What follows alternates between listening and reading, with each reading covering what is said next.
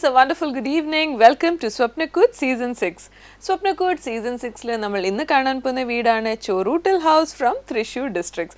Let's check out the house.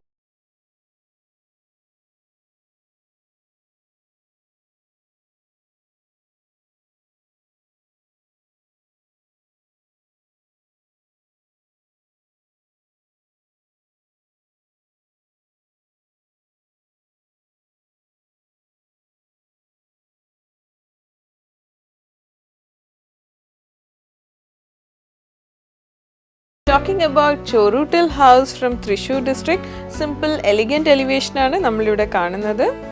Dual gates ആണ് ഇവിടെ provide ചെയ്തിരിക്കുന്നത്. One is the pedestrian gate and one is the vehicular gate. Pedestrian gate ഒരു ചെറിയ gate ആണ്, നമുക്ക് വണ്ടിയൊന്നും ഇല്ലാതെ നടന്ന് കയറാനുള്ള ഒരു പ്രൊവിഷൻ ആണ്. നമ്മൾ അകത്ത് കയറുമ്പോൾ തന്നെ there is a pavement that you see. Pavementന്റെ either sides-ലും greens provide ചെയ്തിട്ടുണ്ട്. വീടിന് നല്ല ഒരു സിംപ്ലിസ്റ്റിക് വ്യൂ ആണ് കുറച്ചുകൂടെ അവർ പ്രൊമോട്ട് ചെയ്തിരിക്കുന്നത്.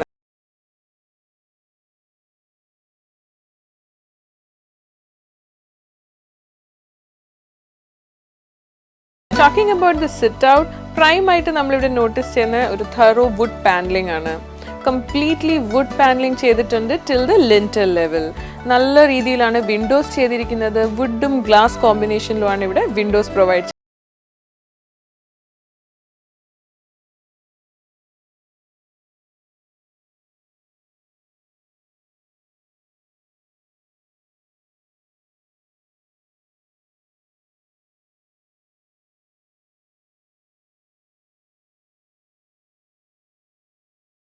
Attractive element എന്ന് പറയുന്നത് is definitely the main entrance door.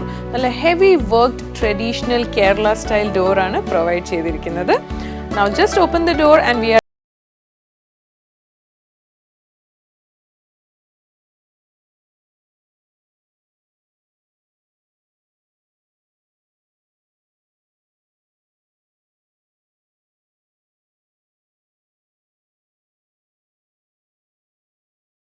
കഴിഞ്ഞ് നമ്മൾ അകത്തോട്ട് കയറുമ്പോൾ തന്നെ ഒരു വുഡൻ ഫോയർ ആണ് നമ്മളെ മെയിൻ ലിവിംഗ് ഏരിയയിലിട്ട് വെൽക്കം ചെയ്യുന്നത്. ലിവിംഗ് അഗെയിൻ കംപ്ലീറ്റ്ലി ഒരു വുഡൻ ടച്ച് ആണ് what you first notice. L shaped seating ആണ് ഇവിടെ പ്രൊവൈഡ് ചെയ്തിരിക്കുന്നത്. നല്ല രീതിയിൽ ഹെവിലി ആണ് ഫോൾ സീലിംഗ് ചെയ്തിരിക്കുന്നത്. അഗെയിൻ thoroughly വുഡ് ആണ് യൂസ് ചെയ്തിരിക്കുന്നത്. You have a beautiful granite flooring that you see here. പിന്നെ വിൻഡോസിലും ഒരു ഹെവി ഡ്രസ്സിംഗ് ആണ് ഇവിടെ ഫർണിഷ് ചെയ്തിരിക്കുന്നത്.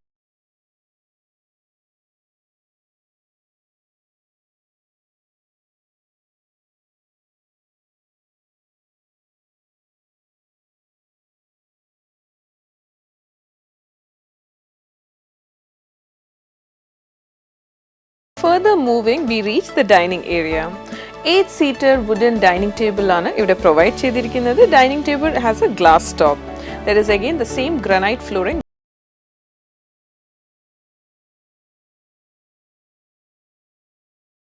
Extend ചെയ്തിട്ട് you go further to the kitchen space.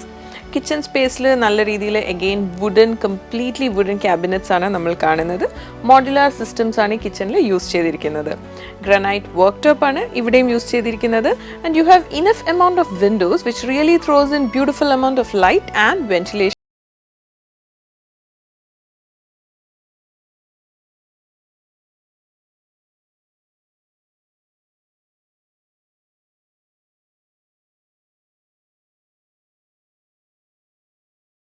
Tiles for the backsplash area. Kitchen attached ചെയ്തതന്നെ there is a nice work area. അതിന്റെ കൂടെ തന്നെ there is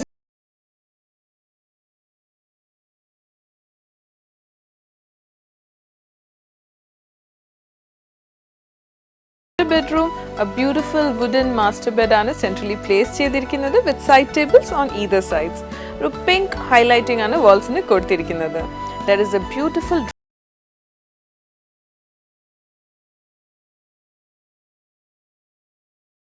windows provide ചെയ്തിട്ടുണ്ട്. അതുകൊണ്ട് തന്നെ ample amount of light and ventilation pulls inside the room.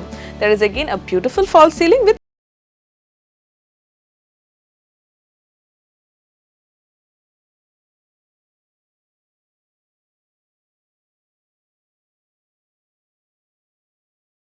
Talking about this bedroom, again wooden bed ആണ് ഇവിടെ provide ചെയ്തിരിക്കുന്നത്. You have beautiful side tables. പിന്നെ ബെഡിന്റെ ഓപ്പോസിറ്റിലാണ് wooden wardrobes പ്രൊവൈഡ് ചെയ്തിട്ടുണ്ട്. Like other rooms, ഇവിടെയും beautiful windows are there. അതുകൊണ്ട് തന്നെ നല്ല രീതിയിൽ ലൈറ്റ് ആൻഡ് വെന്റിലേഷൻ ഉണ്ട്. ഗ്രാനൈറ്റ് ഫ്ലോറിംഗ് ആണ് ഇവിടെ യൂസ് ചെയ്തിരിക്കുന്നത്. സീലിംഗ്സിൽ LED ലൈറ്റ്സ് ഉണ്ട്.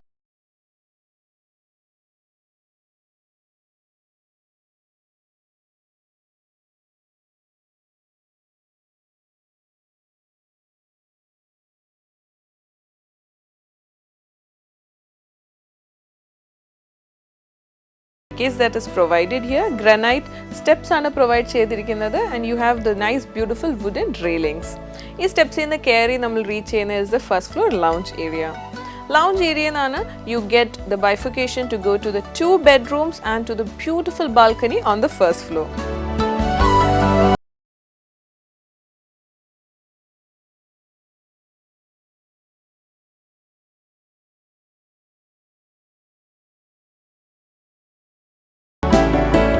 നമ്മൾ കണ്ട വീടാണ് Choruttil house from Thrissur district. Beautiful ഒരു സിമ്പിൾ വീടാണ് നമ്മൾ കണ്ടത് ആൻഡ് എക്സ്റ്റെൻസീവ് വുഡ് വർക്ക് ആണ് thoroughly നമ്മൾ ഇവിടെ വാച്ച് ചെയ്തത്. The main attractive feature is definitely the beautiful main entrance door. First ഫ്ലോറിൽ നല്ല രീതിയിൽ ഒരു ബാൽക്കണിയുടെ ഒരു പ്രൊവിഷൻ കൊടുത്തിട്ടുണ്ട് which really enhances the visual beauty of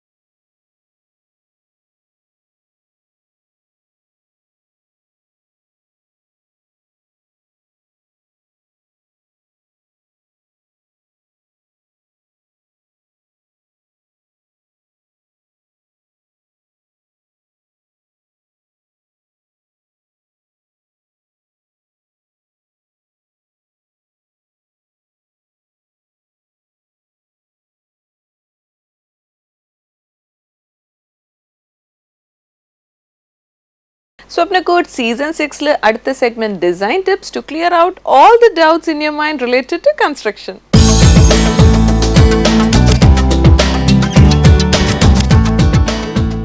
സ്വപ്നകോട്ട് season 6 design ടിപ്സിലേക്ക് സ്വാഗതം. ഇന്ന് പുട്ടികളെക്കുറിച്ച് കൂടുതൽ അറിവ് നമ്മളുമായി പങ്കുവെക്കുന്നത് ബിർള വൈറ്റിന്റെ technical services senior engineer mister G Venugopal സാറാണ്. സ്വാഗതം ചെയ്യാം അദ്ദേഹത്തെ. സർ, പലപ്പോഴും വീട് പണിയെല്ലാം കഴിഞ്ഞ് പാലുകാച്ച് കഴിഞ്ഞ് താമസം തുടങ്ങിയ ഒരു 2 മാസം കഴിയുമ്പോൾ തന്നെ പെയിൻറ്റിങ് റിലേറ്റഡ് ആയിട്ട് ഒത്തിരി പ്രോബ്ലംസ് വരാറുണ്ട്. എന്തൊക്കെയായിരിക്കാം ഈ ഒരു കംപ്ലയിൻസിനുള്ള റീസൺസ് എന്ന് പറയുന്നത്? നമ്മൾ എല്ലാവരും ഉദ്ദേശിക്കുന്നത് പറഞ്ഞാൽ പെയിൻറ്റിങ് കഴിഞ്ഞതിന് ശേഷം എല്ലാ വർക്കും കഴിഞ്ഞു, അതായത് ഇനി നമുക്ക് റിലേറ്റഡ് ആയിട്ടുള്ള ഒരു വർക്കും വരാറില്ല എന്നുള്ള. പക്ഷേ ഒരു 60% വീടുകളിലും പ്രത്യേകിച്ചും കേരളത്തിൽ എന്തെങ്കിലും തരത്തിലുള്ള കംപ്ലയിൻറ്റ്സ് വരാറുണ്ട്. ഞാൻ ഒരു കഴിഞ്ഞ എപ്പിസോഡ് സൂചിപ്പിച്ച പോലെ ചിലപ്പം ആപ്ലിക്കേഷൻ റിലേറ്റഡ് ആവാം, അതായത് പ്രീ വെറ്റിംഗ് ചെയ്യാത്തത് മൂലമാകാം. ക്രാക്സ് ഞാൻ സൂചിപ്പിച്ചായിരുന്നു, നമ്മൾ ക്യൂറിങ് പ്ലാസ്റ്ററിങ്ങിന് കൊടുക്കാത്തതുകൊണ്ടാവാം, അങ്ങനെയുള്ള കംപ്ലയിൻറ്റ്സ്. പക്ഷെ അതല്ലാതെ തന്നെ മേജറായിട്ടൊരു കംപ്ലയിൻറ്റ് ഇന്ന് കേരളത്തിൽ കണ്ടുവരുന്നതെന്ന് പറഞ്ഞാൽ ഔട്ട്സൈഡ് പ്ലാസ്റ്ററിങ്ങിൽ നിന്ന് പുട്ടി ഇളകി അല്ലെങ്കിൽ പെയിൻറ്റ് ഇളകി വരിക എന്നുള്ളൊരു കംപ്ലയിൻ്റ് ആണ്. അതായത് എക്സ്റ്റീരിയർ ആയിട്ട് കണ്ടംപററി ഹൗസസ്, പ്രത്യേകിച്ച് നമുക്കൊരു സൺഷെയ്ഡ് ഒന്നും ഇല്ലാതെ കണ്ടംപററി ഹൗസസ് കേരളത്തിലെ കാലാവസ്ഥയ്ക്ക് ഒരിക്കലും യോജിച്ചതല്ല അങ്ങനത്തെ കണ്ടംപററി ഹൗസസ്. പക്ഷേ നമ്മൾ എല്ലായിടത്തും കേരളത്തിൽ എങ്ങും എല്ലായിടത്തും അത് കണ്ടുകൊണ്ടേയിരിക്കുകയാണ്. കണ്ടംപററി ഹൗസസ് പൊങ്ങി വരും. കാരണം വെച്ചാൽ 6 മാസത്തോളം മഴ പെയ്യുന്ന ഒരു കാലാവസ്ഥയിൽ സൺഷെയ്ഡ് ഒന്നും ഇല്ലാതെ കണ്ടംപററി ഹൗസുകൾ പറയുമ്പോൾ അവിടെ നമ്മൾ ചെയ്യുന്ന പെയിൻറ്റിങ് വില കൂടിയ പെയിൻ്റാണ് നമ്മൾ ഉപയോഗിക്കുന്നത്. അങ്ങനത്തെ പെയിൻറ്റുകൾക്ക് ആ ക്ലൈമറ്റിന് ഒരിക്കലും തടഞ്ഞു നിർത്താൻ സാധിക്കില്ല. കാരണം വെർട്ടിക്കലിലേക്കാണ് വെള്ളം ഡയറക്റ്റായിട്ട് വന്ന് ഫാൾ ചെയ്യുന്നത്. അപ്പം അങ്ങനെയുള്ളവർക്ക് ഒരുപാട് കംപ്ലയിൻറ്റ്സ് വരുന്നുണ്ട്. അപ്പോൾ അതെന്ന് വെച്ചാൽ മേജറായിട്ട് ഞാൻ ഉദാഹരണം പറയുകയാണെങ്കിൽ പെയിൻറ്റ് പൊള്ളി വരുന്നു, അല്ലെങ്കിൽ പെയിൻറ്റ് ഇങ്ങനെ ഫ്ലേക്കായിട്ട് വരുന്നു എന്നാണ് കംപ്ലയിൻറ്റ്സ് പറയുന്നത്. അങ്ങനെ പെയിൻറ്റ് കമ്പനികളാണ് എല്ലാവരും കുറ്റം പറയുന്നത്. പക്ഷേ നമ്മൾ അതിലേക്ക് ഇറങ്ങി ആഴത്തെ ചിന്തിക്കുകയാണെങ്കിൽ, ഞങ്ങൾ അനലൈസ് ചെയ്യുമ്പോൾ സംഭവിക്കുന്നത് വെച്ചാൽ ബേസോട് കൂടി ഇളകി വരുവാണ്. അതായത് നമ്മൾ അതിൻ്റെ അടിയിൽ അടിച്ചിരിക്കുന്ന പുട്ടിയാണെങ്കിലും ഇല്ലെങ്കിൽ പ്രൈമർ ആണെങ്കിൽ അതും ഇല്ലെങ്കിൽ വൈറ്റ് സിമെൻ്റ് ആണെങ്കിൽ അതോട് ഉൾപ്പെടെയാണ് ഇളകി വരുന്നത്. അപ്പോൾ എന്തുകൊണ്ടാണ് ഇത് സംഭവിക്കുന്നത്? അത് നേരത്തെ ഞാൻ ഒരു എപ്പിസോഡിൽ സൂചിപ്പിച്ചതിൽ പ്രീവെറ്റിങ്ങിൻ്റെ ഒരു ന്യൂനത മൂലമാണ്. പ്രീവെറ്റിംഗ് നമ്മൾ നന്നായിട്ട് ചെയ്യുവാണെങ്കിൽ ഈ ഒരു പ്രശ്നം നമുക്ക് പരിഹരിക്കാൻ സാധിക്കും. ആ ബോണ്ടിങ് കൂടുതലായിട്ട്, അതായത് പെയിൻറ്റിങ്ങിൻ്റെ കുഴപ്പം കൊണ്ടല്ല, പെയിൻറ്റിൻ്റെ കുഴപ്പം കൊണ്ടല്ല പെയിൻറ്റ് ഫ്ലേക്ക് ചെയ്യുന്നത്, അതിൻ്റെ ബേസ് ആയിട്ടുള്ള പ്രോഡക്റ്റ് ഫ്ലേക്ക് ചെയ്യുന്നതുകൊണ്ടാണ് പെയിൻറ്റും ഫ്ലേക്ക് ചെയ്യുന്നത്. അപ്പോൾ പുട്ടിയാണെങ്കിലും വൈറ്റ് സിമെൻ്റ് ആണെങ്കിലും പ്രൈമറാണ് നമ്മൾ അടിക്കുമ്പോൾ എപ്പോഴും ഭിത്തി നനച്ചതിന് ശേഷം മാത്രം ഉപയോഗിക്കും, ഞാൻ കഴിഞ്ഞ എപ്പിസോഡിൽ സൂചിപ്പിച്ച പോലെ. പിന്നീട് വേറൊരു കംപ്ലൈൻറ്റ് പ്രത്യേകിച്ചും വരുന്നത് നമ്മുടെ ഇൻറ്റീരിയർ കണ്ടുവരുന്നതാണ് സ്കർട്ടിങ് ലെവലിൻ്റെ, അതായത് ടൈൽസ് ഒട്ടിച്ചതിന് സ്കർട്ടിങ് ലെവലിൻ്റെ മേളിൽ 1 ഫീറ്റ് അല്ലെങ്കിൽ 2 ഫീറ്റ് പൊക്കത്തിൽ ഒരുപാട് നനവ് വരാറുണ്ട്. അപ്പോൾ പലരും പറയാറുണ്ട് സിമെൻറ്റ് ബേസ് പുട്ടികളാണ് ഞങ്ങൾ ഉപയോഗിച്ചത്, പക്ഷെ എന്നിട്ട് നനവ് വരുന്നു, ഞങ്ങൾ വാട്ടർ റെസിസ്റ്റൻറ്റ് പ്രോപ്പർട്ടി പറയാറുണ്ട്, അതിൻ്റെ ഗുണങ്ങൾ പറയാറുണ്ട്, പക്ഷെ എന്നിട്ടും വെള്ളം വരുന്നു. പക്ഷെ നമ്മൾ ഒരിക്കലും നമ്മളൊരു കസ്റ്റമറോടും പറയുന്നില്ല ലീക്കേജ് മൂലം ഉണ്ടാകുന്ന അല്ലെങ്കിൽ ഡാമിനസ്, നമ്മുടെ സീപ്പേജ് മൂലം ഉണ്ടാകുന്ന ഡാമിനസ് ഒരിക്കലും നമുക്ക് റെക്ടിഫൈ ചെയ്യാൻ സാധിക്കില്ല. കാരണം അതൊരു നേച്ചറിൻ്റെ ലോ ആണ്. വെള്ളം താഴ്ന്ന പ്രദേശങ്ങളിലാണെങ്കിൽ അല്ലെങ്കിൽ പാടം നികത്തിയ സ്ഥലങ്ങളിലാണെങ്കിൽ വെള്ളം മുകളിലേക്ക് റൈസ് ചെയ്യും.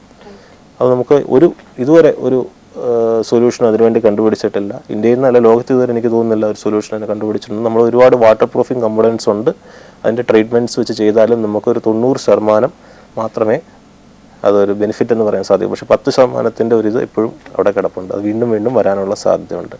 അപ്പോൾ അത് നമ്മൾ പല കസ്റ്റമേഴ്സും ചോദിക്കാറുണ്ട്, ഓൾറെഡി പുട്ടിയിട്ടു പെയിൻറ്റ് ചെയ്തു പക്ഷേ വീണ്ടും ഇളകി വരുന്നുണ്ട്, വീണ്ടും പുട്ടി ചെയ്താൽ മാറ്റാൻ സാധിക്കുമോ എന്ന് ചോദിക്കാറുണ്ട്.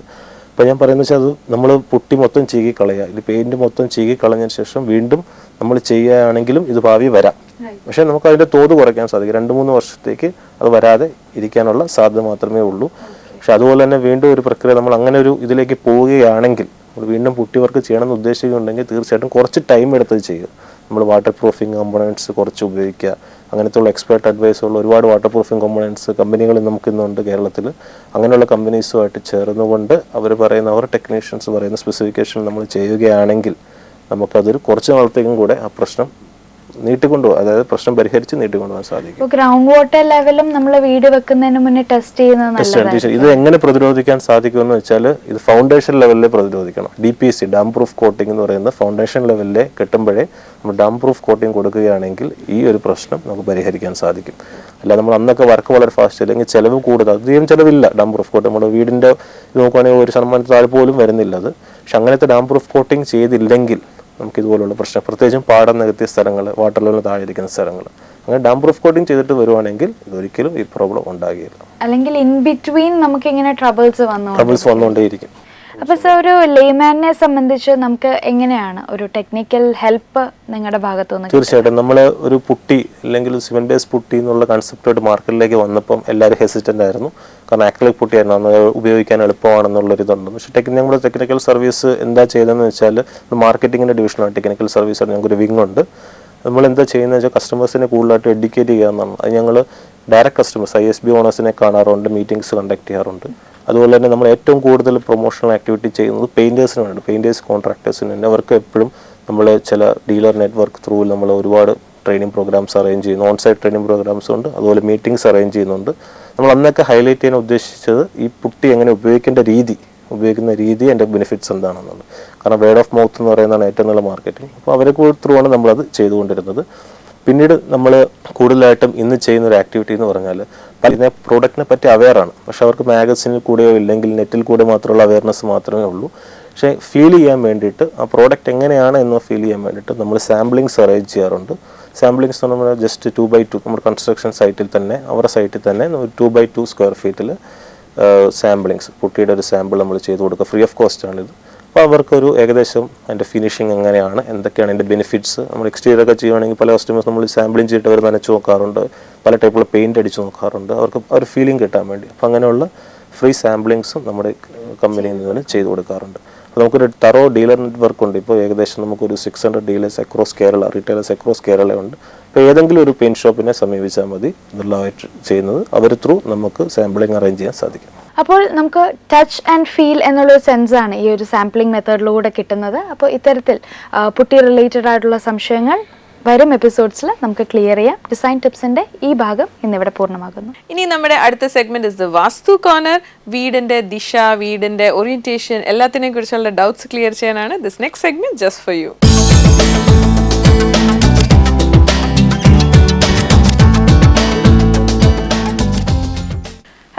Friends, welcome to vastu segment.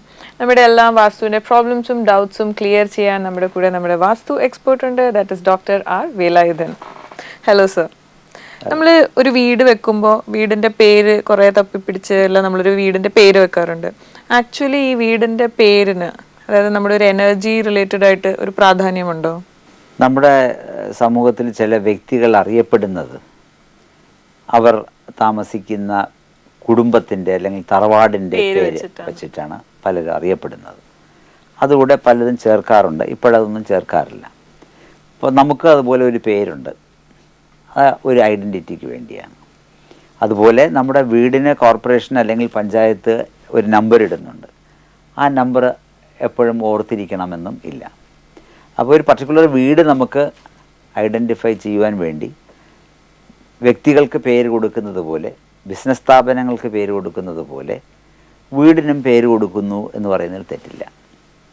പക്ഷേ ആ വീടുകളുടെ പേര് കൊടുക്കുമ്പോൾ അത് ആരുമായിട്ട് റിലേറ്റഡ് ആയിരിക്കണം. ന്യൂമറോളജി അനുസരിച്ച് ആണ് നമ്മൾ വീടിന് പേരുകൾ കൊടുക്കുന്നത്. ആ വീടിന് പേരുകൾ കൊടുക്കുമ്പോൾ അതിൻ്റെ ഗൃഹനാഥൻ്റെ അല്ലെങ്കിൽ വൈഫിൻ്റെ ആ ഡേറ്റ് ഓഫ് ബർത്തിനെ ബേസ് ചെയ്തുകൊണ്ടായിരിക്കും നമ്മൾ പേര് കൊടുക്കുക. പേരിൻ്റെ ടോട്ടൽ ലെറ്റേഴ്സ് വരുമ്പോൾ അതിൻ്റെ വാല്യൂ ആ വീട്ടിൽ താമസിക്കുന്ന പ്രധാനപ്പെട്ട ഹസ്ബൻഡ് വൈഫിൻ്റെ ഡേറ്റ് ഓഫ് ബർത്തിനെ ബേസ് ചെയ്തായിരിക്കും. ഇപ്പോൾ ഒരു ഉദാഹരണം, ഐശ്വര്യ എന്നൊരു പേര് കൊടുക്കുകയാണെങ്കിൽ, ഒന്ന് എല്ലാവർക്കും ഓർമ്മിച്ച് വയ്ക്കാൻ സാധിക്കും. രണ്ട്, അതിൻ്റെ അർത്ഥം തന്നെ ഉണ്ട്, എന്താണ്, ഐശ്വര്യമായിരിക്കട്ടെ എന്നുള്ളതുണ്ടായിരിക്കും. അങ്ങനെ ആ ഒരു പേരിൻ്റെ ഒരു മനസ്സിലാക്കുവാൻ എളുപ്പമായിരിക്കും. ഡേറ്റ് ഓഫ് ബർത്ത് അറിഞ്ഞുകൂടാത്ത ആൾക്കാരുണ്ട്. അപ്പോൾ അങ്ങനെയുള്ളവരെല്ലാം, ചില ആൾക്കാർ അവർ ജനിച്ച നക്ഷത്രം അറിയാമായിരിക്കും. ഇപ്പോൾ നക്ഷത്രങ്ങൾ നമ്മളതിനകത്ത് ഇടാറുണ്ട്. പക്ഷേ എല്ലാ നക്ഷത്രങ്ങൾക്കും ആ പേര് യോജിക്കുവാൻ സാധിക്കില്ല. ഇപ്പോൾ പൂരുരുട്ടാതി എന്ന് പറയുന്നൊരു വീട് നമ്മൾ വളരെ കുറവായിട്ടാണ്. മൂലം നക്ഷത്രമുണ്ട്, അതും സാധാരണ വീടുകൾക്ക് വയ്ക്കാറില്ല. രോഹിണി വയ്ക്കാറുണ്ട്, അശ്വതിയുണ്ട്, രേവതിയുണ്ട്. ആ നക്ഷത്രങ്ങളൊക്കെ വയ്ക്കുന്ന, തിരുവോണം, അതൊക്കെ വയ്ക്കുന്നതിലുള്ളൂ. പിന്നെ നമുക്ക് ഡേറ്റ് ഓഫ് ബർത്തും ഇതും ഒന്നും അറിയാൻ പാടില്ലാത്തവരാണെന്നുണ്ടെങ്കിൽ ദൈവങ്ങളുടെ പേരുകളും നമുക്ക് ഉപയോഗിക്കാം. കാരണം ആ വാക്കുകൾ നാം കൂടുതൽ ഉപയോഗിക്കുന്നത് കൊണ്ടാണ്. കൃഷ്ണഭവൻ എന്നൊക്കെ ഉപയോഗിക്കാം, തിരുവമ്പാടി എന്ന് ഉപയോഗിക്കാം. ഇങ്ങനെയുള്ള പല പേരുകളും, ഭഗവാനെ കണക്ട് ചെയ്തിട്ടുള്ള പല പേരുകളും നമുക്ക് ഉപയോഗിക്കാം. പക്ഷെ ഇപ്പോൾ പല പേരുകൾ കണ്ടുവരുന്നത് എന്താണെന്ന് പറഞ്ഞിരുന്നാൽ, നമ്മുടെ സൈറ്റിൽ പോയി നോക്കും, ആർക്കും ഇതുവരെയും കേട്ടിട്ടില്ലാത്ത, ഈവൻ കുട്ടികൾക്ക് പോലും അങ്ങനെയാണ്, നമ്മളാരും ഉപയോഗിക്കാത്ത, ഇതുവരെയും കേട്ടിട്ടില്ലാത്ത പുതിയ പുതിയ അർത്ഥങ്ങൾ കണ്ടുപിടിച്ചുകൊണ്ടുള്ള പേരുകളാണെന്ന് ഓരോരുത്തരും ഇട്ട് വരുന്നത്. അങ്ങനെ ചെയ്യുകയാണെങ്കിൽ ഒരിക്കലും ഒരു നാശം വരുന്ന മീനിങ് ഉള്ള വാക്കുകൾ തിരഞ്ഞെടുക്കാതെ എ എന്ന ലെറ്റർ, ഐ എന്ന ലെറ്റർ, ജെ എന്ന ലെറ്റർ, ഈ ലെറ്റർ കൂടുതൽ വരത്തക്ക രീതിയിലുള്ള പേരുകൾ സെലക്ട് ചെയ്യുന്നത് നന്നായിരിക്കും. എ ലെറ്റർ അനുഗ്രഹ എന്നാകാം, നേരത്തെ പറഞ്ഞ പോലെ ഐശ്വര്യ എന്നാകാം, അല്ലെങ്കിൽ അവന്തിക എന്നാകാം, അല്ലെങ്കിൽ ഇന്ദ്രൻ എന്നാകാം, അല്ലെങ്കിൽ ഇൻഡസ് എന്നാകാം, അങ്ങനെയുള്ള പേരുകൾ. അല്ലെങ്കിൽ ജെ, ജാനകി സദൻ എന്നാക്കാം, അല്ലെങ്കിൽ ജാനുഭവൻ എന്നാക്കാം. അങ്ങനെയുള്ള പേരുകൾ ജെ എന്ന ലെറ്ററിന് ഇമ്പോർട്ടൻസ് ഉണ്ട്. ഈ എഫും പിയും കഴിയുന്നതും ഒഴിവാക്കാൻ ശ്രമിക്കുക. ചിലപ്പോൾ നമുക്ക് കിട്ടിയില്ല എന്ന് വരും. അപ്പം അതുകൊണ്ട് എഫും പിയും കഴിയുന്നതും ഒഴിവാക്കാൻ ശ്രമിക്കുക.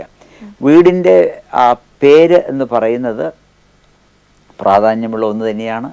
അത് പലരും തിരിച്ചറിയുന്നത് ആ വീടിൻ്റെ ഇതുകൊണ്ടായിരിക്കും. അതുകൊണ്ട് അതിനകത്ത് വരുന്ന ലെറ്റേഴ്സും ചില 5, 7, 9, 11 ആ രീതിയിൽ വരാൻ നോക്കുന്നത് നന്നായിരിക്കും. എ എന്ന ലെറ്ററിൽ തുടങ്ങുകയും എയും തന്നെ അവസാനിക്കുകയും, ഐ എന്ന ലെറ്ററിൽ തുടങ്ങുകയും ഐ എന്ന ലെറ്ററിൽ അവസാനിക്കുകയും ചെയ്യുന്ന പേരുകൾക്ക് കുറച്ചുകൂടി ഒരു വാല്യൂ പവർ കൂടുതലുണ്ടായിരിക്കും. ഇപ്പോൾ ഐശ്വര്യ എന്ന് പറയുമ്പോൾ എയിലും അവസാനിക്കുന്നു എന്നുള്ളതാണ്. ഐശ്വര്യ തന്നെ ഐയിലും തുടങ്ങാം, ISW, അത് ഐയും എയും നല്ല ഈക്വൽ വാല്യൂ ആണ്. അതുപോലെയുള്ള പേരുകൾ ഉപയോഗിക്കുന്നത് നല്ലതാണ്. ഇപ്പോൾ വീടിൻ്റെ പേരുകൾ നമ്മൾ വെക്കുമ്പോൾ ഭയങ്കര ഇമ്പോർട്ടൻസ് ഉണ്ട്. സർ പറഞ്ഞു വിട്ട് തന്നെ നമ്മൾ ഹസ്ബൻഡും വൈഫിൻ്റെയും ജാതകമെല്ലാം നോക്കിയിട്ട് അവരുടെ ഒരു ഹൊറോസ്കോപ്പ് വെച്ച് വെക്കാം. പിന്നെ 3 ലെറ്റേഴ്സാണ് കൂടുതൽ പവറുള്ളത്, അതായത് AIJ. പിന്നെ ഓൾസോ വൺ മോർ പോയിന്റ്, അതായത് എ കൊണ്ട് തുടങ്ങി എ കൊണ്ട് തന്നെ തീരുന്നത്, അല്ലെങ്കിൽ ഐ കൊണ്ട് തുടങ്ങി ഐ കൊണ്ട് തീരുന്നത്, സിമിലർ വിത്ത് ജെ. ഇങ്ങനെയാണെങ്കിൽ കുറച്ചുകൂടെയും ആ വീടിൻ്റെ പേരിന് കുറച്ചുകൂടെയും പവർ ഉണ്ടായിരിക്കും. Then you can avoid F and P. ഇത് അവോയ്ഡ് ചെയ്ത് കുറച്ചുകൂടെ നല്ലതായിരിക്കും. Thank you so much sir for sharing this information. Swapnakoodu season 6 നമ്മൾ ഇന്ന് കണ്ട വീടാണ് Choruttil house from Thrissur district. നമ്മൾ നല്ലൊരു സിമ്പിൾ വീടാണ് കണ്ടത്. ബട്ട് ഡെഫിനറ്റ്ലി ഹൈലൈറ്റ് എന്ന് പറയുന്നത് എക്സ്റ്റെൻസീവ് വുഡൻ വർക്ക് ചെയ്തിരിക്കുന്ന മെയിൻ എൻട്രൻസ് ഡോർ ആണ്. അപ്പോൾ നല്ല റിച്ച് കേരള സ്റ്റൈൽ ഡോർസും റിച്ച് കേരള സ്റ്റൈൽ വുഡൻ വർക്കും ചെയ്യാൻ ആഗ്രഹമുള്ള ആൾക്കാർക്ക് I'm sure this house was definitely a good example for you. Also ഞങ്ങളുടെ ഡിസൈൻ ടിപ്പും vastu corner I hope it really benefited you. Swapnakoodu season 6 ഇന്നത്തെ എപ്പിസോഡ് ഇവിടെ വൈൻഡപ്പ് ചെയ്യാൻ സമയമായിരിക്കുകയാണ്. വീണ്ടും കാണാം പുതിയൊരു വീടുമായി പുതിയൊരു എപ്പിസോഡിൽ. Till then it's by.